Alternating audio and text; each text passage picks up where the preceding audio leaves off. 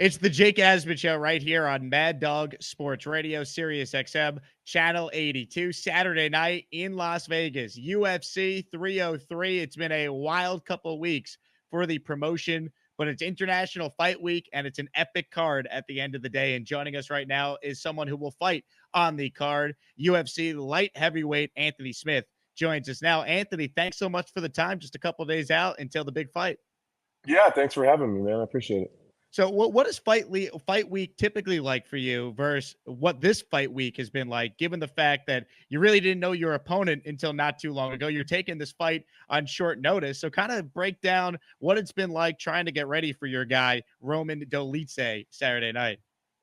Well, I'm pretty familiar with Roman just because I do work as an analyst. So I've worked some of his fights, and so it's been cool to know that I can go back and look at my notes, because all of those, because he's not even in my weight class, I never imagined that I would be fighting him. So it's a completely unbiased opinion of where his game is. Yeah, I'm excited. It'd be fun. This fight week is just like every other fight week that I've done 57 other times. I typically try to have a lot of fun on fight week. It's a lot of loud music and hanging with my friends and teammates and just doing the thing. When you found out that this fight was an option for you, what were your initial thoughts just getting presented with the opportunity? I mean, to be fair, just to be honest, I was annoyed, because I was pretty dialed in on Carlos Ulberg, and they're totally different styles. So, which doesn't typically matter to me because, I've been around a long time and I'm fairly well rounded, so I can fight anywhere. So the style doesn't matter, but like just the mindset shift. I'm kind of an old school guy. I don't really like changes and surprises. So that was a little bit of an annoyance. But once I just digested it, it is what it is. Is the game plan to try and make this a scrap and snatch up a submission, or do you want to methodically try and pick him apart on Saturday? Well, he's a pretty good grappler, so I think submitting him is going to be tough.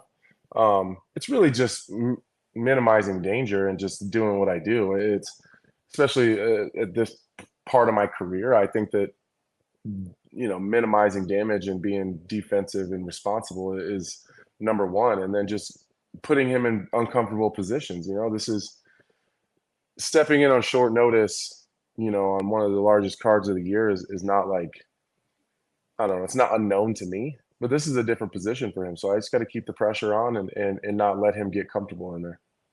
We're talking with Anthony Smith, UFC light heavyweight, who will be a part of the massive UFC 303 card Saturday at T-Mobile Arena in Las Vegas. Anthony, I saw that this is only the second time in your long career that you've actually fought inside T-Mobile Arena. You fought the great Jon Jones previously years ago. So for you, what's your level of excitement to get a chance to be a part of an iconic fight arena full of some of the most passionate fans in all sports?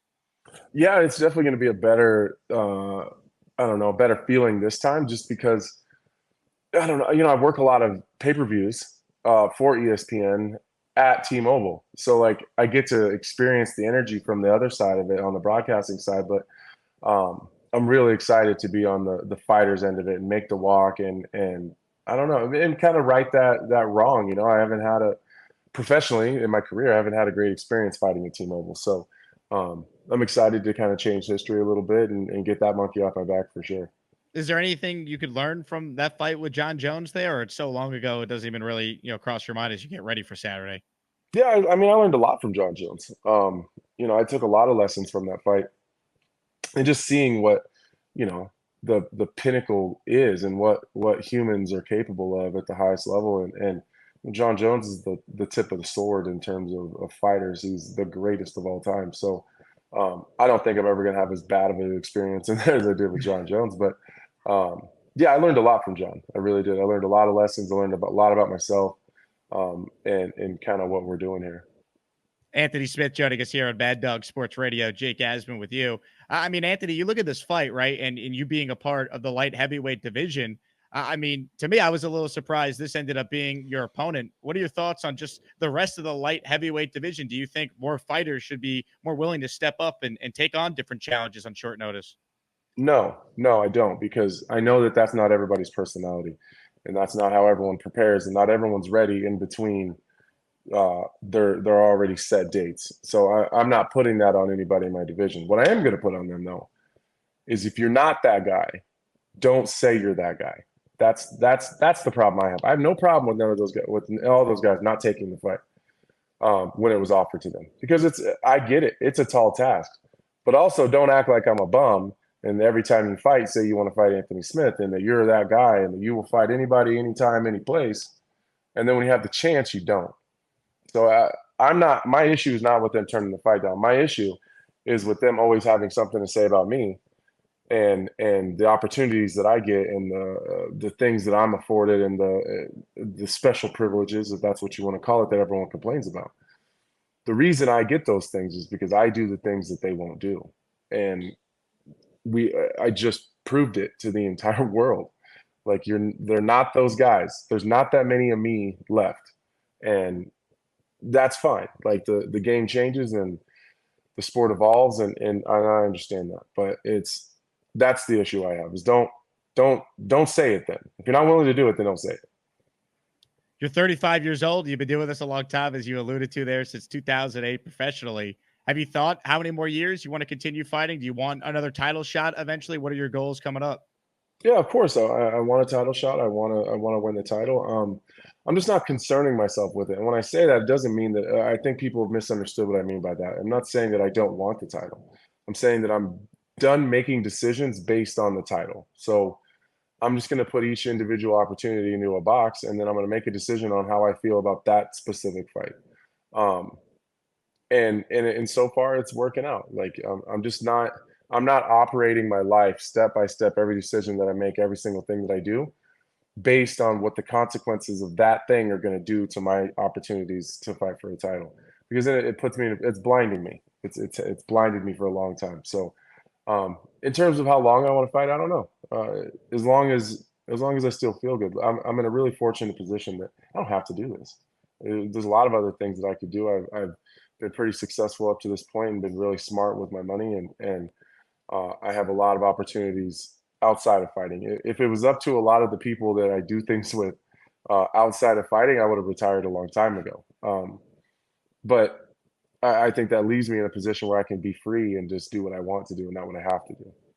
I heard you say at the press conference earlier this week that you'd love to fight at Madison Square Garden in your Hmm. career. It seems like November could be a potential target date for an MSG card. I'm based in New York, so I'd love to see you in person. Your thoughts on potentially getting the chance to be on a MSG card at some point soon? Yeah, I just there's a couple arenas, early in my career that I always wanted to fight at. T-Mobile's been on that list, which I've already done. The Ericsson Globe in Stockholm, Sweden was on that list. I was able to do that. Main evented that versus Alexander Gustafsson. Um, the Saitama Arena, Japan was always on there. I don't know that I'll ever make that one happen. Um, but then Madison Square Garden was kind of at the top of that list. It's just such an iconic spot. It's full of history. You can feel it coursing through your veins when you're in there during any sporting event. So I think it would be a shame if I went my entire career and was never able to make the walk in Madison Square Garden. And hopefully, I've done enough in my career to deserve an opportunity like that. We're talking with Anthony Smith, UFC light heavyweight, and as he alluded to, he's also an analyst. You can check him out on so many of these ESPN pay-per-views for the UFC. A couple questions on that, Anthony. One, why did you want to get into the analyst game? Were you someone that always wanted to maybe break down fights? Kind of how did it come about? Because No, you're I obviously didn't. very good at it, but how did it all come together? No, I never wanted to do that at all. Excuse me. It just kind of it just I don't know, some of the best things that happen to you in life are just things that happen by accident. Um, it's a really long story. I'll try to shorten it up. But when I was in Hamburg, Germany, getting ready to fight Shogun on short notice, uh, Dan Hardy was working the event as a commentator, and him and I just got into this real cool back and forth, just talking shop. It had nothing to do about my fight or any of his. It was just like the sport as a whole.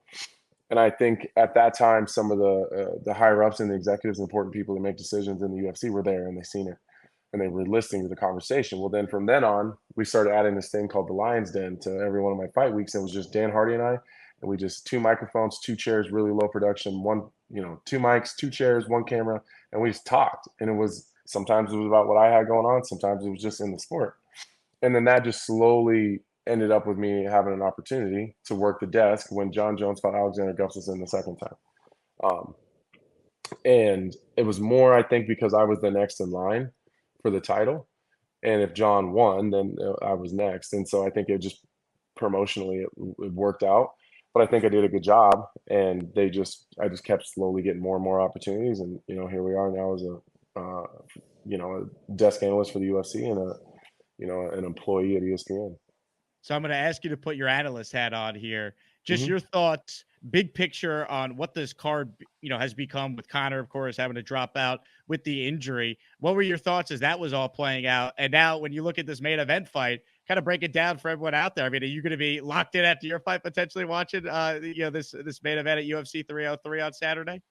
Yeah, I mean, of course. Listen, of course, no event is going to be the size of any event that's got Connor on it. But I think what this is showing is that the UFC still has the ability to put together great fights that everybody wants to see. Because although it's not a Conor McGregor fight card anymore, it feels really big here in Vegas. The fans are all over the casino, just trying to get an opportunity to get the pictures, and the UFC X is packed. All the stars from the UFC are there making appearances. It's full. Like, this is still a really, really big event, Conor McGregor or not. So I think that just shows that the UFC is deeper in in its star having and star making ability, and it's listen. At some point in time, there was no, like, there was Chuck Liddell, and then there wasn't Chuck Liddell anymore. And you since then, it's not like the UFC's not gotten more popular. So there's always going to be a next big guy. Sean O'Malley is huge, and Alex Pereira is huge, and the list goes on and on and on about the stars we have in the game right now. So as much as I enjoy Conor McGregor being a part of the sport, and the game is better when he's around, it'll be just fine without him. Um, and then in terms of this main event, I love it, especially because Alex Pereira's doing a good job of keeping our weight class at the top of the bill on numerous occasions, and at the biggest moments. UFC 300, and here we are, International Fight Week 303. Um, and it's a light heavyweight fight at the top of the bill, which makes me proud because it seems to me that we're doing big things. Whether you want to say that it's one guy that's doing it, he needs good dance partners, and he has them in this division. So the fight's exciting. We've already seen it one time, and I'm ready to see it again. I think Alex Pereira wins this one as well. I got a lot of respect for Yuri Prohaska. I like his game. He's a lot of fun. And he's really dangerous. But stylistically, this is a tough fight for him. He hasn't dealt with the leg kicks. He didn't deal with them very well in the first fight, and he didn't deal with the leg kick issue in his fight with Alexander Rakic. And that wasn't that long ago. I don't think that he's had enough time to fix that. And he's hittable.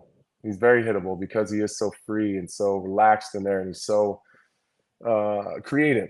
He's so creative, but it does get him hit. And with his kind of samurai mentality, he's okay with that. But with a guy like Alex Pereira, you have to be defensively responsible first. Can Yuri win? For sure. The dude's dynamic. He's got crazy power. He's an incredible athlete. If he catches him clean, he'll put him out. But I would say across the board, if they fought 10 or 20 times, I would pick Alex Pereira every single one of them. Final question, Anthony. Will Anthony Smith win on Saturday night? 100%. 100%. I'm in too good of a place.